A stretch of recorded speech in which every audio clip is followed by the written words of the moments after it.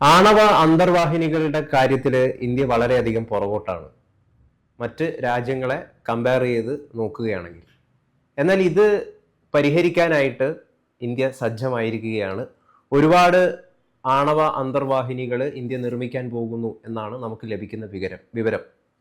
ഇത് കൂടുതലും കേന്ദ്രീകരിക്കുന്നത് ദക്ഷിണേന്ത്യയിലാണെന്നും മനസ്സിലാക്കാൻ സാധിക്കുന്നു. എന്തൊക്കെയാണ് കൂടുതൽ വിശദാംശങ്ങൾ? ഗൗതം പറഞ്ഞത് ശരിയാണ്. ആണവ അന്തർവാഹിനികളുടെ വിഷയത്തിൽ മാത്രമല്ല, അന്തർവാഹിനികൾ മൊത്തത്തിലെടുത്താലും ഇന്ത്യയേക്കാൾ ബഹുദൂരം മുന്നിലാണ് ചൈന. അമേരിക്കയ്ക്കാകട്ടെ, അമേരിക്കയുടെ മുഴുവൻ അന്തർവാഹിനികളും ആണവ അന്തർവാഹിനികളാണ്, അണുശക്തി കൊണ്ട് പ്രവർത്തിക്കുന്നവയാണ്. അമേരിക്കയ്ക്ക് ഏതാണ്ട് 60 അന്തർവാഹിനികൾ, ഈ 60ഉം അണുശക്തി കൊണ്ട് പ്രവർത്തിക്കുന്നതാണ്. റഷ്യയ്ക്കും ഏതാണ്ട് 55ഓളം അണുശക്തി കൊണ്ട് പ്രവർത്തിക്കുന്ന അന്തർവാഹിനികളുണ്ട്. ഇന്ത്യക്ക് സത്യം പറഞ്ഞാൽ 3 എണ്ണമേ ഉള്ളൂ. അതിൽ 4മത്തേത് S4 എന്നത് അതിന് പേരിട്ടിട്ടില്ല. പിന്നെ അത് ഇപ്പോൾ സീ ട്രയൽ നടത്തിക്കൊണ്ടിരിക്കുകയാണ്. കടലിൽ അതിൻ്റെ ട്രയലുകൾ നടത്തിക്കൊണ്ടിരിക്കുകയാണ്. ഈ വർഷം തന്നെ അത് കമ്മീഷൻ ചെയ്യുകയും ഇന്ത്യൻ നാവികസേനയുടെ ഭാഗമാകുകയും ചെയ്യുമെന്നാണ് വാർത്തകളിൽ നിന്നും നമുക്ക് മനസ്സിലാകുന്നത്. പക്ഷേ ഇന്ത്യ 2030കളുടെ തുടക്കത്തോടുകൂടി, അതായത് 2035 മുൻപായിട്ട് അണുശക്തി കൊണ്ട് പ്രവർത്തിക്കുന്ന അന്തർവാഹിനികളുടെ എണ്ണം ഏതാണ്ട് 14-15 വർദ്ധിപ്പിക്കാനുള്ള അതീവ തീവ്രമായ ശ്രമത്തിലാണ്.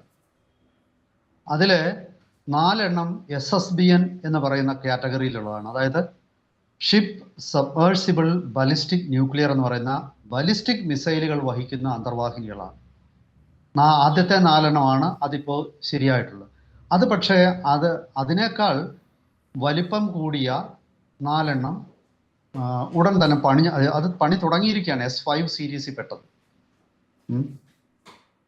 അത് കഴിഞ്ഞിട്ട് വീണ്ടും 4 കൂടെ നമ്മൾ 5 കൂടെ പണിയുന്നുണ്ട്. അത് SSN എന്ന് പറയുന്ന ഒരു ക്ലാസ്സിൽ പെട്ട, അതായത് ഷിപ്പ് സബ്മേഴ്സിബിൾ ന്യൂക്ലിയർ. അതിലെ ബലിസ്റ്റിക് മിസൈലുകൾ ആയിരിക്കത്തില്ല, അതിൽ ക്രൂയിസ് മിസൈലുകളും അതുപോലെ പരമ്പരാഗത രീതിയിലുള്ള ആയുധങ്ങളും, അതായത് പിന്നെ ടോർപിഡോകൾ, അതുപോലെ മറ്റ് കപ്പൽവേധ പിന്നെ ആയുധങ്ങൾ, ഇങ്ങനെയെല്ലാം വഹിക്കുന്ന 4 SSNകൾ. അങ്ങനെ 4 അല്ല 5 അത് തയ്യാറായിക്കൊണ്ടിരിക്കുന്നു. അപ്പോൾ ചുരുക്കി പറഞ്ഞാൽ 5 ഏതാണ്ട് 10ഓളം SSBN, അതായത് പിന്നെ ബലിസ്റ്റിക് മിസൈൽ വഹിക്കുന്ന 10ഓളം, അതുപോലെ 5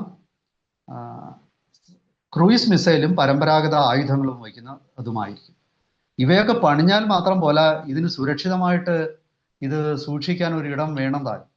അങ്ങനെ ഒരിടമാണ് ഇന്ത്യ ഇപ്പോൾ 2 സ്ഥലങ്ങൾ ഇന്ത്യ പണിഞ്ഞുകൊണ്ടിരിക്കുകയാണ്. ഈ താവളങ്ങൾ ശരിക്കും അന്തർവാഹിനികളെ പോലെ തന്നെ പ്രധാനമാണ്. അന്തർവാഹിനികളെ സുരക്ഷിതമായിട്ട് സൂക്ഷിക്കാനുള്ള താവളങ്ങൾ.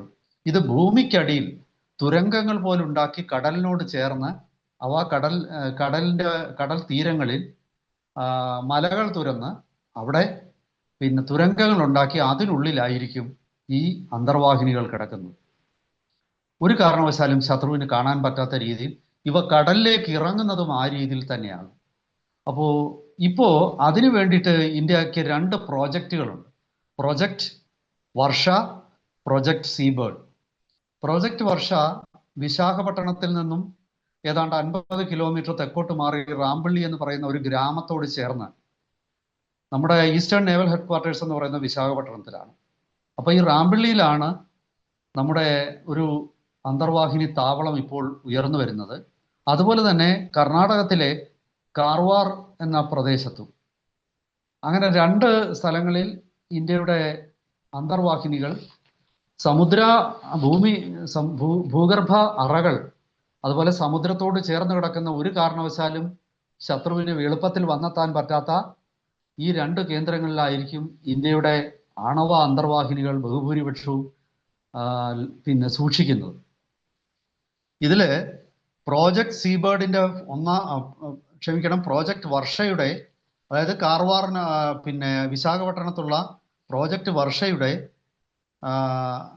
ആദ്യഘട്ടം 2026 കൂടി ഈ ആദ്യഘട്ടം പണിഞ്ഞു തീരുകയാണ്. അത് പിന്നീട് പല ഘട്ടങ്ങളിലായിട്ട് ഈ പ്രോജക്റ്റ് റാംബിള്ളി എന്നുള്ളത് ഉള്ള പ്രോജക്റ്റ് വർഷ അത് പിന്നെ പൂർത്തിയാക്കപ്പെടും. 3 ഫേസ് ആണെന്നാണ് ഞാൻ മനസ്സിലാക്കുന്നത്. അപ്പോൾ അതോടുകൂടി അവിടെ നിരവധി, അതായത് ഒരു 4-5 ആണവ അന്തർവാഹിനികളും അതുപോലെ തന്നെ പരമ്പരാഗത രീതിയിലുള്ള ഡീസൽ അന്തർവാഹിനികളും ഒക്കെ തന്നെ ആ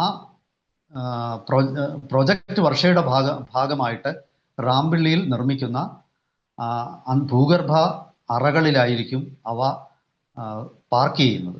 അതുപോലെ തന്നെ പ്രോജക്റ്റ് സീബേർഡ് കാർവാറിലുള്ളത് അതിൻ്റെ ഇപ്പോൾ 2ാം ഘട്ടം ആണ് പുരോഗമിക്കുന്നത്. ആദ്യ ഘട്ടം പൂർത്തിയായി കഴിഞ്ഞിരിക്കുന്നു. അത് 32 വാർഷിപ്പുകൾക്ക് ഇപ്പോൾ തന്നെ, യുദ്ധക്കപ്പലുകൾക്ക് 32 എണ്ണത്തിന് ഇപ്പോൾ തന്നെ അവിടെ സുരക്ഷിതമായിട്ട് ആങ്കർ ചെയ്യാനുള്ള സംവിധാനം ഉണ്ടാക്കിയിട്ടുണ്ട്. ഈ വരുന്ന സമയത്ത് ഇന്ത്യയുടെ ഈ നിർമ്മിക്കാനിരിക്കുന്ന ഭാരം കൂടിയ SSBNകളും അവിടെ തന്നെ ആയിരിക്കും പാർക്ക് ചെയ്യുന്നത്. അപ്പൊ ചുരുക്കി പറഞ്ഞ ഇതിന് ഏതാണ്ട് 40,000 കോടി രൂപയ്ക്കാണ് ഇന്ത്യ ഇനി ഭാവിയിൽ ഈ SSN എന്ന് ഞാൻ പറഞ്ഞ ഉണ്ടാക്കാൻ പോകുന്നത്. അതും ഈ കാർവാറിലായിരിക്കാം കൂടുതലും പാർക്ക് ചെയ്യുന്നതെന്നാണ് കരുതപ്പെടുന്നത്. കാർവാർ ബേസ് എന്ന് പറയുന്നത് ഏതാണ്ട് 25 കിലോമീറ്റർ നീളത്തിലാണ് ഈ അന്തർവാഹിനികളുടെ ബേസ് ഉണ്ടാക്കിയിരിക്കുന്നത്. അതുപോലെ തന്നെ അവിടെ 50 വാർഷിപ്പുകളും 40 ഓക്സിലറി, അതായത് ഈ യുദ്ധക്കപ്പലുകളെ സഹായിക്കാനുള്ള യാനങ്ങളും ഈ കാർവാറിൽ പാർക്ക് ചെയ്യാൻ പ്രോജക്റ്റ് സീബേർഡ് എന്ന് പറയുന്നത് അനുസരിച്ച് ഇപ്പോൾ നിർമ്മിച്ചുകൊണ്ടിരിക്കുന്ന ബൃഹത്തായ അന്തർവാഹിനി യുദ്ധക്കപ്പൽ ഡോക്ക് ചെയ്യാനുള്ള സ്ഥലങ്ങളിൽ അതിനുള്ള സൗകര്യം ഉണ്ടായിരിക്കും. അതായത് 25 കിലോമീറ്റർ നീളത്തിൽ എന്ന് പറയുമ്പോൾ തന്നെ നമുക്ക് ഊഹിക്കാം ഇതിനു വേണ്ട സുരക്ഷാ സംവിധാനങ്ങളും അതുപോലെ ലാൻഡ് ടു എയർ മിസൈലുകളും അതുപോലെ റോന്ത് ചുറ്റുന്ന നിരീക്ഷണ കപ്പലുകളും എല്ലാം അടങ്ങുന്ന ഒരു വലിയ സംവിധാനമാണ് തെക്കേ ഇന്ത്യയിൽ ഉയർന്നു വരുന്നത്. ഇതിനൊരു പ്രധാന കാരണം ഇന്ത്യയുടെ ഈ വളരെ ദൈർഘ്യമേറിയ നമ്മുടെ തീരപ്രദേശമാണ്. അതിൽ തന്നെ കാർവാറിലുള്ള നമ്മുടെ ഈ നേവൽ ബേസ് സ്വാഭാവികമായിട്ടും അറേബ്യൻ കടലിലൂടെ നമ്മൾക്കെതിരെ വരുന്ന ഭീഷണികളെ നേരിടാൻ പര്യാപ്തമാണ്. ഇത് പാകിസ്ഥാനിൽ നിന്നും വളരെ ദൂരെയാണ്. കാരണം അത് കാരണം തന്നെ പാകിസ്ഥാനെ സംബന്ധിച്ച് ഒരു മിസൈൽ അറ്റാക്കിലൂടെ നമ്മുടെ ഈ പറയുന്ന അന്തർവാഹിനി താവളങ്ങളെയോ അല്ലെങ്കിൽ യുദ്ധക്കപ്പലിന്റെ താവളങ്ങളെയോ ആക്രമിക്കുക എന്നുള്ളത് എളുപ്പമല്ല. കിഴക്ക് വിശാഖപട്ടണത്തിലാകട്ടെ പാകിസ്ഥാന് ഇത് ഏതാണ്ട് അസാധ്യമാണ്. പിന്നീട് ഇത് മനസ്സിലാക്കിയിട്ടാണ് ചൈന ഇന്ത്യയുടെ ഈ ബേ ഓഫ് ബംഗാളിന്റെ പരിസരത്തായിട്ട് ഇപ്പോൾ ചൈനീസ് ചാരക്കപ്പലുകൾ നിരന്തരം റോന്ത് ചുറ്റുകയാണ്. കാരണം ചൈനയ്ക്ക് ശരിയായ രീതിയിൽ ഭയമുണ്ട്. ഇത് സ്ട്രെയിറ്റ് ഓഫ് മലാക്ക എന്ന് പറയുന്ന പിന്നെ ആൻഡമാൻ ദ്വീപിൽ നിന്നും ചൈനയിലേക്ക് പോകുന്ന കപ്പൽ മാർഗമാണ്. ആ സ്ട്രെയിറ്റ് ഓഫ് മലാക്കയിൽ നമുക്ക് വളരെ വേഗത്തിൽ ഈ വിശാഖപട്ടണം തീരത്തു നിന്നും ഇന്ത്യയുടെ അന്തർവാഹിനികൾക്ക് അവിടെ കുതിച്ചെത്താൻ പറ്റും. മാത്രവുമല്ല നമുക്ക് ഗ്രേറ്റ് നിക്കോബാർ ഐലൻഡിലൊക്കെ തന്നെ നമ്മുടെ നാവികത്താവളം ഇപ്പോൾ പൂർണ്ണമായും സജ്ജമാണ്. അതായത് ഇന്ത്യ ഒരു ബഹുമുഖ തന്ത്രത്തിലൂടെയാണ് ഈ ഇന്ത്യൻ മഹാസമുദ്രത്തിൽ ഇന്ത്യക്ക് നേരെ ഉയർന്നു വരുന്ന ഭീഷണികളെ നേരിടുന്നത്. അതിൻ്റെ ഒരു ഭാഗം എന്ന് പറയുന്നത് ഈ MH-64 എന്ന് പറയുന്ന ആക്രമണ ഹെലികോപ്റ്ററുകളാണ്. ഇപ്പോൾ അത് അമേരിക്കയിൽ നിന്ന് നമ്മൾ വാങ്ങിച്ചതാണ്. ഈ MH-64 റോമിയോ അമേരിക്ക ഇപ്പോൾ വെനിസ്വേലൻ പ്രസിഡന്റ് നിക്കോളാസ് മഡൂറോയെ തട്ടിക്കൊണ്ടുപോകാനായിട്ട് ഉപയോഗിച്ചത് ഈ MH-64 ആണ്. MH-64ഉം അപ്പാഷയും ഒക്കെ, അതുപോലെ പൊസൈഡൺ എന്ന് പറയുന്ന മറ്റൊരു നിരീക്ഷണ വിമാനമുണ്ട്. ഇതും അന്തർവാഹിനികൾക്കെതിരെയുള്ള യുദ്ധത്തിന് നമ്മൾ ഉപയോഗിക്കുന്നതാണ്. ഈ പൊസൈഡൺ P-8 എന്ന് പറയുന്ന ഈ പൊസൈഡൺ എയർക്രാഫ്റ്റ് ഇത് ഇപ്പോൾ തന്നെ 8ഓളം എണ്ണം ഇന്ത്യക്കുണ്ട്. ഇന്ത്യ കൂടുതൽ ഇത്തരം വിമാനങ്ങൾക്ക് അമേരിക്കയിൽ നിന്ന് ഓർഡർ കൊടുക്കുകയാണ്. അതായത് നമ്മളെ സംബന്ധിച്ചിടത്തോളം നമുക്ക് അന്തർവാഹിനികളുടെ ഒരു കുറവുണ്ട് ചൈനയെ അപേക്ഷിച്ച് എന്നുള്ളത് നമ്മൾ അംഗീകരിക്കുന്നു. അതിന് ബദലായിട്ട് ഇപ്പോൾ ഇന്ത്യ ഉദ്ദേശിക്കുന്നത് അണുശക്തി കൊണ്ട് പ്രവർത്തിക്കുന്ന അന്തർവാഹിനികൾ, അതുപോലെ തന്നെ ഈ പൊസൈഡൺ നിരീക്ഷണ വിമാനങ്ങൾ, അതായത് അന്തർവാഹിനികൾക്കും മറ്റ് യുദ്ധക്കപ്പലുകൾക്കും എതിരെ ഫൈറ്റ് ചെയ്യാൻ ശേഷിയുള്ള, അതുപോലെ MH-64 റോമിയോ ഹെലികോപ്റ്ററുകൾ, ഇവയൊക്കെ അടങ്ങുന്ന ഒരു ബഹുമുഖമായിട്ടുള്ള ഒരു പ്രതിരോധ സംവിധാനമാണ് നമ്മൾ ഈ ഇന്ത്യൻ മഹാസമുദ്രത്തിൽ ഇന്ത്യക്ക് നേരെ വരുന്ന ഭീഷണികളെ നേരിടാനായിട്ട് നമ്മൾ ഇപ്പോൾ തയ്യാറാക്കുന്നത്. അതുകൂടാതെ ലക്ഷദ്വീപിലെയും ആൻഡമാൻ നിക്കോബാർ ഐലൻഡുകളിലെയും വ്യോമത്താവളങ്ങൾ എല്ലാ യുദ്ധവിമാനങ്ങൾക്കും ലാൻഡ് ചെയ്യാനും ടേക്ക് ഓഫ് ചെയ്യാനും പര്യാപ്തമായ രീതിയിൽ അവ വികസിപ്പിക്കുന്നു. അവിടുത്തെ നാവിക താവളങ്ങൾ വികസിപ്പിച്ച് സദാ അവിടെ ഇന്ത്യയുടെ ഡിസ്ട്രോയർ ക്ലാസ്സിലുള്ള നാവിക യുദ്ധക്കപ്പലുകൾ ഉൾപ്പെടെയുള്ളവ അവിടെ ആങ്കർ ചെയ്യും. അപ്പൊ ചുരുക്കി പറഞ്ഞാൽ നമ്മുടെ സമുദ്രം നമ്മുടെ ഏറ്റവും വലിയ സമ്പത്താണെന്നും അത് മാത്രവുമല്ല ഈ ആൻഡമാൻ കടലിടുക്കിൽ നമ്മൾ കണ്ടെത്തിയിരിക്കുന്ന വൻ എണ്ണ നിക്ഷേപം. എണ്ണ നിക്ഷേപം നമുക്കുണ്ടെങ്കിൽ സ്വാഭാവികമായിട്ടും നമ്മൾ ഭയപ്പെടേണ്ട ഒരവസ്ഥയാണ് ഇന്നുള്ളത്. കാരണം അമേരിക്ക ലോകത്തിന്റെ മുഴുവൻ ഊർജ മേഖലയുടെ നിയന്ത്രണം അമേരിക്ക ഏറ്റെടുക്കാൻ ശ്രമിക്കുകയാണ്. അതാണ് വെനിസ്വേലയെ അവരിപ്പോൾ ആക്രമിച്ചതിന്റെ ഒരു പ്രധാന ലക്ഷ്യം. അത് അവർ വളരെ വ്യക്തമായിട്ട് പറഞ്ഞിട്ടുണ്ട്. ഞങ്ങൾ വെനിസ്വേലയുടെ എണ്ണ ഉൽപാദനത്തെ ഇനി ഞങ്ങൾ നിയന്ത്രിക്കും എന്ന് വളരെ കൃത്യമായിട്ട്, അത് മറച്ചൊന്നും വെച്ചിട്ടില്ല, അത് തുറന്നു തന്നെ അമേരിക്ക പറഞ്ഞിട്ടുണ്ട്. അതായത് ഈ ഒരു ബഹുമുഖ തന്ത്രം ഇന്ത്യ രൂപപ്പെടുത്തിയിരിക്കുന്നത് തന്നെ ഇന്ത്യയുടെ ഈ അന്തർവാഹിനികളുടെ കാര്യത്തിൽ നമ്മൾ ചൈനയെ അപേക്ഷിച്ച് കുറച്ച് പിറകില്ല. പാകിസ്ഥാനെ അപേക്ഷിച്ച് നമ്മൾ വളരെ മുന്നിലാണ്. ഏതാണ്ട് 16 അന്തർവാഹിനികൾ ഇപ്പോൾ ഇന്ത്യക്ക് ഓപ്പറേഷനിലാണ്. മൂന്നാലെണ്ണം പണിപ്പുരയിലാണ്. ഏതാണ്ട് എങ്കിലും 20-ൽ താഴെയാണ് നമ്മളുടെ ഇപ്പോൾ അടുത്ത ഇടയിൽ പണിഞ്ഞിറങ്ങാൻ ശേഷിയുള്ളതും അല്ലെങ്കിൽ കമ്മീഷൻ ചെയ്യാൻ സാധ്യതയുള്ളതും. ഇപ്പോൾ ഓപ്പറേഷനിലായ അന്തർവാഹിനികളുടെ എണ്ണം നോക്കിയാൽ 20-ൽ താഴെയാണ്. അപ്പോൾ സ്വാഭാവികമായിട്ടും ആ ഒരു പരിമിതി മറികടക്കാനായിട്ട് നമ്മൾ അന്തർവാഹിനികളെ അതുപോലെ യുദ്ധക്കപ്പലുകൾക്കുമെതിരെ പോരാടാൻ ശേഷിയുള്ള ആക്രമണ ഹെലികോപ്റ്ററുകൾ, അതുപോലെ നിരീക്ഷണ ആക്രമണ വിമാനങ്ങൾ. ഈ പൊസൈഡോൺ വിമാനത്തിൽ നിരീക്ഷണം മാത്രമല്ല, റഡാർ വെച്ചിട്ട് അത് അന്തർവാഹിനികളെ ലൊക്കേറ്റ് ചെയ്യുക മാത്രമല്ല, ആ അന്തർവാഹിനികൾക്ക് നേരെ മിസൈൽ പ്രയോഗിക്കാനും അതിന് കഴിയും. അത് മാത്രവുമല്ല, നമ്മളുടെ ഇപ്പം നാവിക ശക്തി, അതായത് യുദ്ധക്കപ്പലുകളുടെ എണ്ണം, ഞാൻ ഈ കഴിഞ്ഞ ദിവസം വായിച്ചത് നമ്മുടെ നാവികസേനാ മേധാവി പറഞ്ഞിരിക്കുന്നത് ഓരോ 1.5 മാസത്തിലും ഒരു പുതിയ യുദ്ധക്കപ്പൽ ഇന്ത്യൻ നാവികസേനയുടെ ഭാഗമാകുകയാണ്.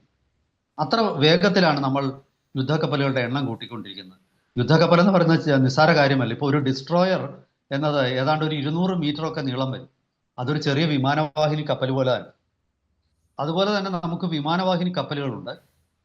അത് യുദ്ധക്കപ്പലുകളിൽ ഡിസ്ട്രോയർ, അതുപോലെ തന്നെ ഫ്രിഗേറ്റുകൾ, പിന്നെ ഏറ്റവും ചെറിയ യുദ്ധക്കപ്പലായ കോർവെറ്റുകൾ, ഇതൊക്കെ വളരെ ആധുനികമായിട്ടുള്ള സ്റ്റെൽത്ത് ക്വാളിറ്റിയുള്ള അല്ലെങ്കിൽ മിസൈൽ ഗൺ ബോട്ടുകൾ.